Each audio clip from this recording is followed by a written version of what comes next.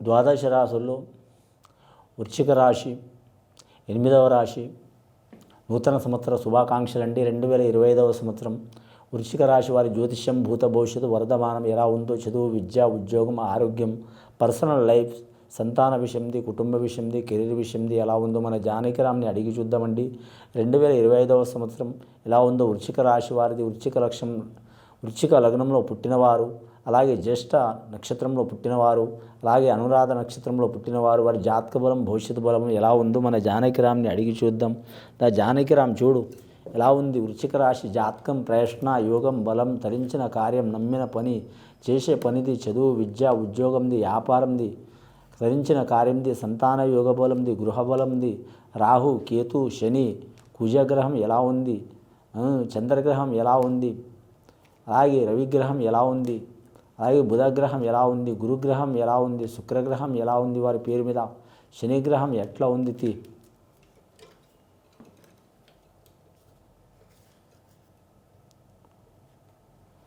వృశ్చిక రాశి వారి జాతకంలో చెప్పాలంటే మాత్రం అభయాంజనేయ స్వామి వచ్చిందండి వారి పేరు మీద. చాలా వరకు అభయాంజనేయ స్వామి వచ్చిందంటే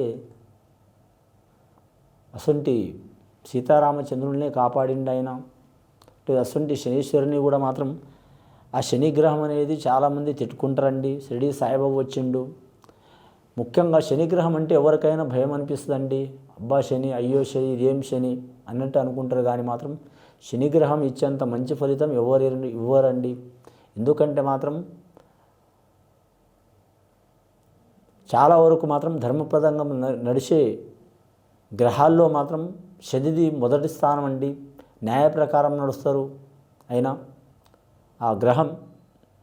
ఎందుకంటే మాత్రం మామూలు మనుషులు అయినా సరే, వారు దేవుళ్ళైనా సరే, అలాగే మాత్రం గొప్ప స్థానంలో ఉన్నవారైనా సరే ఒకే రీతిలో న్యాయపరంగా నడుస్తారు తప్ప కానీ మాత్రం పెద్దవారికి ఇలా, చిన్నవారికి ఇలా అనే యోగంలో నడవడు. కానీ ఆ గ్రహం అనుకూలించిందనుకో, శనిగ్రహం తిరుగుండదండి. కానీ మాత్రం అసంటి శివుడాగ్ని లేనిదే చేమైనా కుట్టదన్నారు. కానీ ఆ శివునికి కూడా ఇబ్బంది పెట్టిండండి శనేశ్వరుడు. కానీ మాత్రం లాస్ట్కి మాత్రం ఆంజనేయ స్వామి కాడ ఓడిపోయిండు. అందుకని ఆంజనేయ స్వామి కాళ్ళ కింద శనేశ్వరుడు ఉంటాడని ఒక పురాణంలో ఉన్నదండి శాస్త్రం. కాబట్టి ఆంజనేయ స్వామి కాళ్ళు మొక్కవద్దండి. ఎక్కడైనా మాత్రం పూజ చేయొచ్చు. శరీరంలో అన్ని భాగాలు పూజ చేయొచ్చండి, నమస్కారం చేయొచ్చు. అలాగే ఆంజనేయ స్వామి మంగళవారం కానీ, శనివారం కానీ, స్త్రీలు కావచ్చు, పురుషులు కావచ్చు, బాలలు కావచ్చు, బాలికలు కావచ్చు, స్త్రీలు ఒక పూజ చేయని టైంలో చేయకూడదు. చేసే టైంలో అయితే చేయొచ్చండి. 9 మంగళవారాలు కానీ, లేదా 18 మంగళవారాలు కానీ, 27 మంగళవారాలు కానీ, అలాగే 9 శనివారాలు కానీ, 18 శనివారాలు కానీ, 27 శనివారాలు కానీ పూజ చేయటం చాలా వరకు మంచిది. రెండవది, ఆంజనేయ స్వామి చుట్టూ 5 సార్లు తిరిగి తెల్ల జిల్లేడు మాలతో కానీ పూజ చేయటం, లేదా మల్లెపూలతో పూజ చేయటం, లేదా ఆంజనేయ స్వామికి మాత్రం ఎరుపు సింధూరం ధరింపజేయటం, ఇలాంటివి చేసి తీపి వస్తువులు నైవేద్యం పెట్టి బాలలకు, బాలికలకు, ఇక మీకు నమ్మకం ఉంటే దూరం బయటి వారికి తినిపించవచ్చండి. వారికి నమ్మకపోతే వారు భయపడుతుంటే మీ దగ్గర పరిసరాలు మీకు తెలిసిన వారితో పరిచయ వస్తువులకు తినిపించడం చాలా వరకు శని మంచి చేసే అవకాశం ఉంటుంది. వృశ్చిక రాశి వారి జాతకానికి చెప్పాలంటే మాత్రం ఎల్నాటి శని ప్రభావ యోగ బలం కంటే మాత్రం చతుర్థ స్థానంలో శని నడుస్తుందండి. ఈ చతుర్థ స్థానం శని లాస్ట్ గడియలో ఉందండి. వీరికి పోత 4 రకాలుగా ఇబ్బంది ఉంటుంది. ధనపరంగా, ఆరోగ్యపరంగా, కుటుంబపరంగా, మానసిక పరంగా. ధనపరంగా, ఆరోగ్యపరంగా, కుటుంబపరంగా, మానసిక పరంగా. ధనపరంగా అంటే డబ్బులు ఇచ్చి ఇబ్బంది పడటం, తీసుకొని ఇబ్బంది పడటం, డబ్బులు టైంకి రాకుండా ఇబ్బంది పడటం, వస్తుంటే ఎవరికైనా తీసుకోవడం ఇబ్బంది పడటం, అలాగే చేసిన కష్టం కూడా టైంకి జీతం రాకపోవటం, జీతం వస్తే అది మాయమైపోవటం, లేదా ఎవరికైనా అప్పు ఇచ్చి ఇబ్బంది పడటం, లేదా వాళ్ళతో ఘర్షణ రావటం.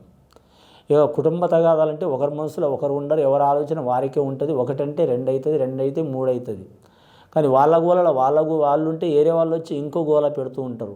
అస్సలు ప్రశాంతత ఉండదు మనిషికి. తినే అన్నం కూడా ఒంటికి పట్టదు, మనశ్శాంతి ఉండదు. ఏం తీసుకొని కొట్టుకోవాలో అన్నట్టు అనిపిస్తుంది వాళ్ళ ఫీలింగ్. అలా ఇబ్బందికరమై ఉంటుంది. మూడోది, మానసిక చిక్కులు. మానసిక చిక్కులు అంటే మాత్రం వాళ్ళ పర్సనల్ ఆరోగ్యంలో బాగాలేకపోవటం కానీ, కొన్ని చెప్పుకోలేని వ్యాధులు రావటం కానీ లేదా చెప్పుకోలేని మానసికపరమైన చిక్కులు కానీ కొందరికి ఇప్పుడు ఈ భారతదేశంలో కావచ్చు, ప్రపంచ దేశంలో కావచ్చు, మన రాష్ట్రాల్లో కావచ్చు, అన్నిటికి మించింది ఏంటంటే మనోవ్యాధి. మనోవ్యాధి అంటే అండి మానసిక ఒత్తిడి. ఈ మానసిక ఒత్తిడి ఎవరు చెప్పుకోలేకపోతున్నారు. డాక్టర్లు కూడా ఎక్కువ శాతం చెప్పుకోలేకపోతున్నారు. చాలా ఎక్కువైతే చెప్పుకుంటున్నారు. అప్పటి వరకు చెప్పేసరికి మాత్రం వాళ్ళు ఇచ్చే సొల్యూషన్ మనకు 50% పనిచేస్తుంది, 50% పనిచేస్తలేదండి. మెయిన్గా మాత్రం మనోవ్యాధికి మందు లేదని ఉన్నదండి వాచ్. కానీ మనోవ్యాధికి మందు కూడా ఉంది. అని దీనికి మాత్రం వారు ఖచ్చితంగా మంచి జరగాలంటే మాత్రం ఆంజనేయ స్వామిని ధ్యానం చేయటం, నవగ్రహాల్ని పూజ చేయటం. రెండవది మాత్రం శివుడు ఆజ్ఞ లేనిదే చేమైన కుట్టది కాబట్టి శివునికి పూజ చేయటం. ఇక దైవభక్తి లేనివారు, దైవం మీద ఎక్కువ నమ్మకం లేనివారు, జ్యోతిష్యం మీద ఎక్కువ నమ్మకం లేనివారు, ఎంతోమంది దేవుళ్ళని నమ్మి లేదా ఎంతోమంది కాడ జ్యోతిష్యం చూపించుకొని, పంచాంగం చూసుకొని, శాస్త్రాలు చూసుకొని, వాస్తుని చూసుకొని ఇబ్బంది పడ్డవారు, ఇలాంటి ఇబ్బంది పడ్డవారు నమ్మమంటే జ్యోతిష్యం ఎలా నమ్ముతారు? నమ్మబుద్ధి కాదు. అలాంటి సంఘటనలు జరిగిన వారు, వారికి కూడా మంచి జరగాలంటే ఉంటుంది, తప్పకుండా ఒక కారణం ఉంటుంది. వారు అది చేయకపోయినా కానీ మాత్రం దివ్యాంగులు కావచ్చు, వృద్ధులు కావచ్చు, లేదా అనాథ బాలలు కావచ్చు, బాలికలు కావచ్చు, వాళ్ళకి సహకారం చేయండి. అన్నదానం కానీ, వస్త్రదానం కానీ, బర్త్డే టైంలో లేదా మాత్రం మీ ఇంట్లో శుభకార్యం జరిగే టైంలో వారికి సహకారం చేయండి. మీకు మంచి జరిగే అవకాశం ఉంటుంది. అన్నదాత సుఖీభవ అన్నారు. మనం కోట్లు ఇచ్చినా, లక్షలు ఇచ్చినా, మనం బంగారం ఇచ్చినా, మన రాష్ట్రం అంటే రాష్ట్రం కాదు, మన రాష్ట్రం ఉన్నంత స్థలం రాసిచ్చినా ఇంకా కావాలని అనిపిస్తుంది. కానీ మాత్రం ఆ కడుపు నిండా అన్నం ఒకరికి తినిపిస్తే చాలు అని అనిపిస్తుంది. 100 మంది తిన్నా అందులో మాత్రం 50 మంది అయినా సరే టైంకి తిన్నాను కాబట్టి అన్నదాత సుఖీభవ, ఇళ్ళ కలుపు చల్లగుండనే మాట ఒకటి వాక్యం వస్తుంది. ఆ వాక్యం వలన మీకు మంచి జరిగే అవకాశం ఉంటుందండి. ఇందులో మాత్రం చాలా వరకు మంచి ఫలితం కనబడే అవకాశం ఉంటుంది. అన్నదానం కంటే అన్నదానం గొప్పది. ఎందుకన్నారంటే ఈ కరెక్ట్ మాత్రం బుక్కెడు బువ్వ కోసం అది చేయటం చాలా వరకు శుభకరం ఉంటుంది.